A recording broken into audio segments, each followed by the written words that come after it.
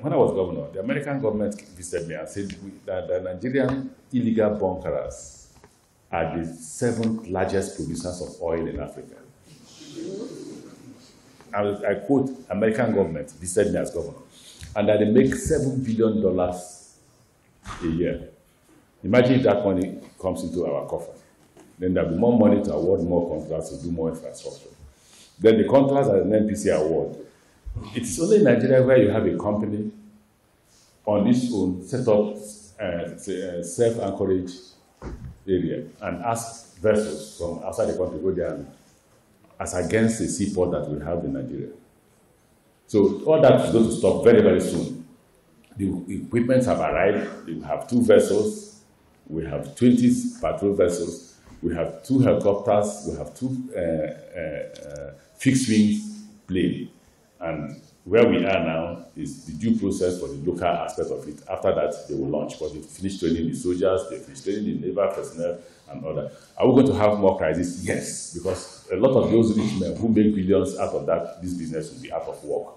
You know, if you followed it 2-3 years ago, they even went as far as saying, it's Amechi's contract, tarnishing my image. But it's not important. What's important is that we're going to focus on it and ensure that business will not be as usual, and an NPC is able to save money for us in the Nigerian coffers. That's one area that I thought I should point out in the area of maritime. Apart from the discipline and improvement in the seaport, but you see, it was Dangote that said it, the seaport should be for export, not only for import. And the more money you make from taxing things that come in, the less you do in terms of production.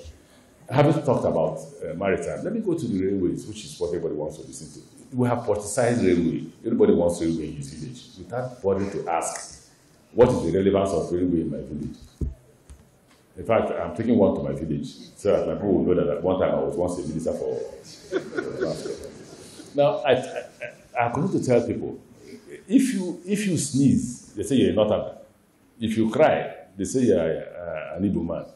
If you laugh, you're laughing like a Yoruba man. Everything now is politicized. And we, the minorities, they don't even give us a chance at all. They don't remember that I'm from South. I'm an Ikuri man. Yoruba man is here. They don't bother about that. The railway from Lagos to Kano is about the busiest when you finish it. It will raise the highest amount of money for you in railways. It has the capacity to lift 30 million tons of cargo. Scientific study.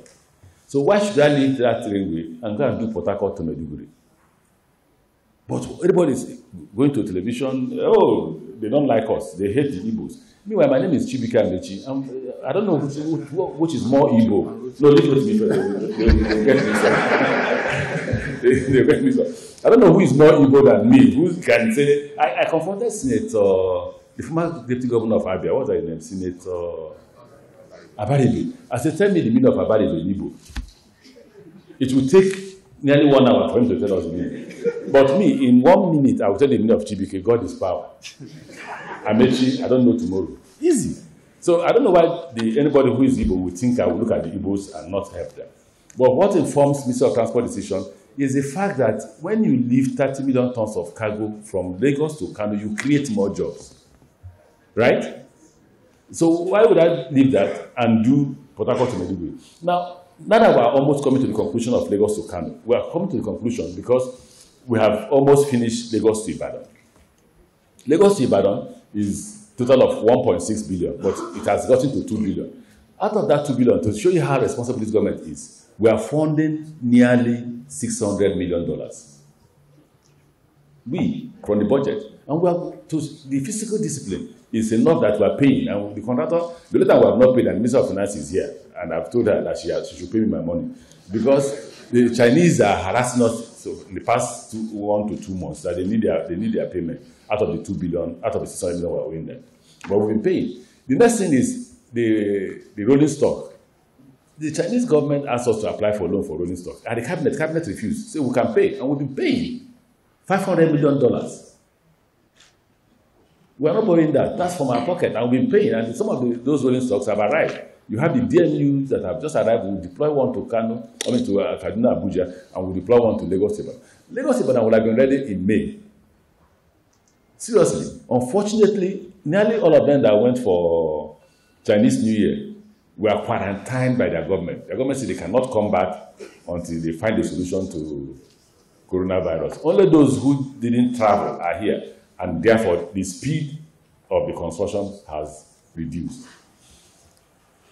We are at the final stages of the $5.3 billion loan facility for Ibadan to Kano. We're at the final stages. Just that they've just listened to us now, and they came from Ministry of Finance, that we should connect Apapa to Tinkan. That's the problem when they are borrowing money. I don't see why I should connect Apapa to Tinkan. I don't, but they're insisting. So if you want the $5.3 billion, you must connect. That's another $200 million that we're adding to the $5.3 billion. So if they raise it to $5.5 billion. If you say no, you won't get the money. It was very clear there. Now, so when we start Ibadan to Kano, it will create a lot of jobs. Just imagine how many people are both land speculators, businessmen. They bought all the land from Abado to Ibadan. They bought, and some are trying to establish industry. Some are asking us to give them what they call spurs into the industry they want to establish.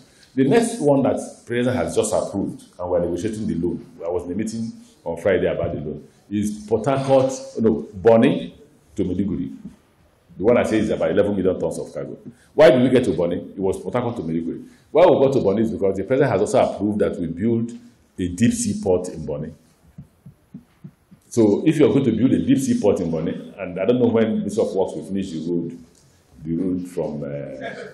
no, don't laugh now. I don't know when. So the Bonny road, the road from Bonny to Port Harcourt, and then from Port Harcourt to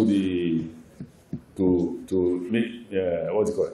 Northeast will be difficult. So we agreed with the President to do from Bonny, with the seaport in Bonny, to Maiduguri, going to Yobe, Damaturu, and Gashua. But this is not new, because there's no money.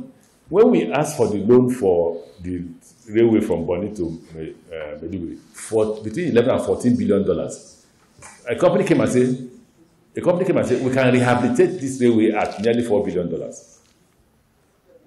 The difference is narrow gauge 80 kilometers per hour, standard gauge minimum of 120 kilometers per hour. And if we don't have money, I can do with 80 kilometers per hour, since we don't have money. That the President has approved. We've commenced negotiation, and I hope we'll conclude. I'm actually hurrying that because it's been politicized. So once we start, those who are harassing us that want no railway in the area can stop while we focus on the other area. We are again negotiating a loan from Port Harcourt to Warri rail line as part of the coastal rail. The coastal rail is Lagos to Calabar. And I asked myself one question: do we really need Lagos on that track? Because the only reason why everybody is going to Lagos is the seaport. And in this part of Nigeria, there are over 4 to 5 seaports. So why do we need Lagos? I think, if I'm to advise the President, we don't. Once we get to Benin, the southwest can continue on the Lagos to Kano, because we can link Akure from Lagos to Kano, and that will completely knock out southwest from the coastal rail, and we end coastal rail at Benin and save money. That's what I think. The final one is one that we have awarded, but the contractor is finding it difficult to raise the money. That is from Abuja, passing through Baro, Lokoja to join Itabe. Because we have completed, we're waiting for commissioning, we've completed Itabe to Warri. It's completed. There is no seaport at Warri. The Warri seaport is old, so the President has also approved a new seaport in Warri, and we're looking for the money. Then there is one that, again, you have made it to become controversial. The one from Kano to, where is that village in Niger Republic? Maradi. Now, that's my idea. When we go to ECOWAS meeting, you find out that our neighboring coastal states are arranging to transport goods from other landlocked countries. So if we must be competitive, and if our seaport in Lagos must be competitive, there is a need to get a rail track close to, at least at Maradi, to enable all those who do business in that area, put their goods on that track and export through Lagos.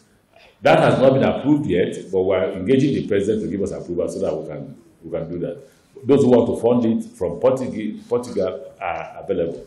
Thank you. I think I've done that. Yes, thank you.